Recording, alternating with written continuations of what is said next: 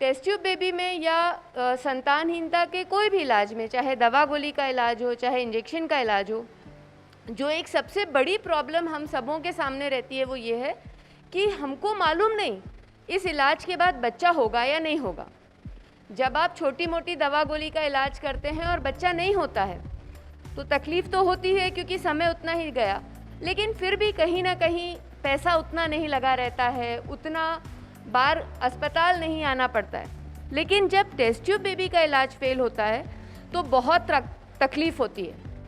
यकीन मानिए उतनी ही तकलीफ़ हम लोगों को भी होती है, क्योंकि जितनी मेहनत आप लोगों को करनी पड़ती है वो पैसा इकट्ठा करने के लिए, वो उतनी बार अस्पताल आने के लिए, हमको भी उतनी मेहनत करनी पड़ती है एक एक मरीज़ के लिए इलाज में सफलता पाने के लिए। तो एक टेस्ट ट्यूब बेबी का फेल होना डॉक्टर और मरीज़ दोनों के लिए बहुत बड़ी हार होता है। लेकिन ज़िंदगी में हार तो बनी रहती है, कईयों बार हम लोग हारते हैं, लेकिन हार के बाद दोबारा कोशिश करना और दोबारा जीतने के लिए जो हिम्मत चाहिए, आज इस मीटिंग का मकसद यह है कि हम एक दूसरे की मदद करें दोबारा इस हिम्मत को जुटा पाने के लिए। तो सबसे पहले मेरा ऐसा सोचना है कि हमें चर्चा यह करनी चाहिए कि पहले समझें कि टेस्ट ट्यूब बेबी फेल क्यों होता है, और अगर किसी भी व्यक्ति का टेस्ट ट्यूब बेबी फेल हो गया है तो दोबारा यह इलाज कराना है कि नहीं कराना है, अगर कराना है तो कैसे कराना है, यह हमको पता रहे। दोबारा एकदम से जंप करके कि अरे चलो एक बार फेल हो गया दोबारा करा लो, ऐसा नहीं है। समझना पड़ेगा कि पहली बार इलाज फेल क्यों हुआ है और दोबारा ऐसा क्या किया जा सकता है कि उसके फेल होने की संभावना कम तो होए, कम से कम, बड़े गारंटी ना मिले पर कम हो। टेस्ट ट्यूब बेबी के इलाज में सफलता का सबसे बड़ा मापदंड है भ्रूण कैसा बना है। जैसे अपन कोई बीज है उसको ज़मीन में गाड़ रहे हैं या ये उम्मीद कर रहे हैं कि इससे पौधा उगे, तो आप क्या देखोगे? आप देखोगे बीज किस क्वालिटी का है। आप में से बहुत लोग कृषि क्षेत्र से जुड़े हुए हैं, आपको ज़्यादा अच्छा पता होगा।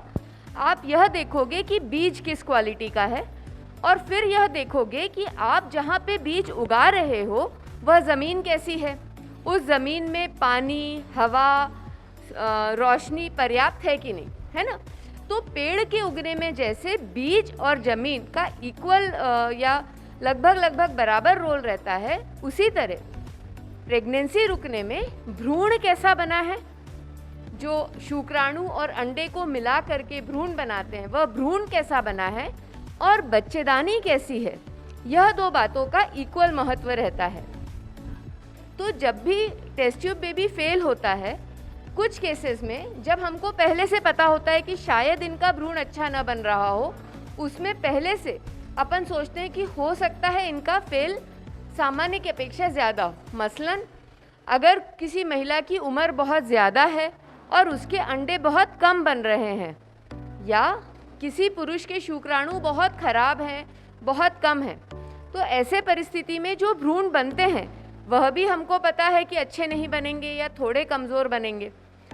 अगर भ्रूण सब अच्छा है लेकिन फिर भी भ्रूण कमज़ोर बन गए तो भी हम समझ सकते हैं कि शायद यह इलाज उतना सफल नहीं हो जितना हमने अपेक्षा की है। तो जब भी टेस्ट ट्यूब बेबी फेल होता है, हमको यह देखना पड़ता है कि भ्रूण कैसे बने थे। साधारणतः जैसे हम 2 या 3 भ्रूण डालते हैं तो ये 2 या 3 भ्रूण छटे हुए भ्रूण होना चाहिए। छटे हुए का मतलब यह है कि अगर मेरे पास 8 या 10 भ्रूण हैं और उनमें से मैं सोच रही हूँ कि ये 2 भ्रूण बहुत अच्छे हैं और वह डाल रही हूँ, तो ऐसे एम्ब्रियो ट्रांसफर्स में रिजल्ट साधारणतः 50 से 60% आ जाते हैं। लेकिन अगर मेरे पास एम्ब्रियो ही 2 बने हैं तो मेरे पास कोई चॉइस तो है नहीं, जो बना है वही ट्रांसफ़र करना है।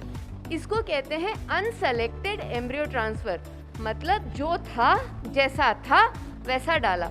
इसमें सफलता की संभावना कम हो जाती है। तो जब भी टेस्ट ट्यूब बेबी फेल हो, हमको यह पता करना चाहिए कि यह एम्ब्रियो सेलेक्ट करके डाले गए हैं या अनसेलेक्टेड हैं, नंबर 1।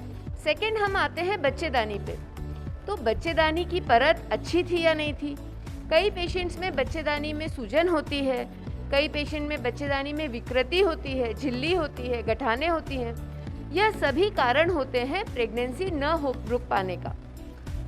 तो अगर कभी टेस्ट ट्यूब बेबी फेल हो और हमने यह देख लिया है कि तो भ्रूण जो डाले थे वो तो बहुत अच्छे डाले थे, तो सेकंड हमें ध्यान देना पड़ता है कि आपकी लाइनिंग कैसी है, बच्चेदानी कैसी है।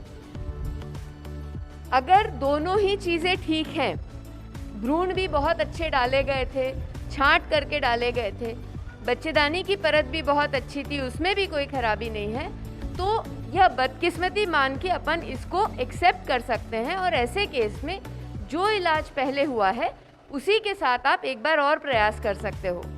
लेकिन अगर इन दोनों में कोई खराबी पाई जाती है तो फिर हमको कुछ बदलना पड़ेगा।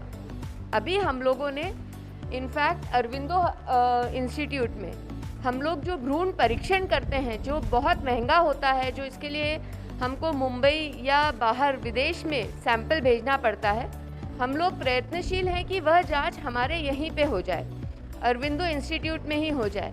अगर ऐसा होगा तो हमको बिना मरीज से एक्स्ट्रा कोई पैसे लिए हुए हम हर मरीज की यह जांच कर पाएंगे। तो हमारे हर मरीज में जो भ्रूण हम डाल रहे होंगे वह जांच करके डाल रहे होंगे, तो हमारे भले ही हमारी सफलता के रेट्स रिलेटिवली बहुत अच्छे हैं, हमारे ऑलमोस्ट 60-65% पेशेंट्स प्रेग्नेंट हो जाते हैं, लेकिन उम्मीद है कि हम अगर हर मरीज़ का भ्रूण का परीक्षण करके डालेंगे तो हमारे शायद प्रेगनेंसी रेट्स थोड़े और अच्छे होंगे, और जो पेशेंट्स में बाहर या हमारे यहाँ से प्रेगनेंसी नहीं हो पाई है उनको भी कर पाएंगे।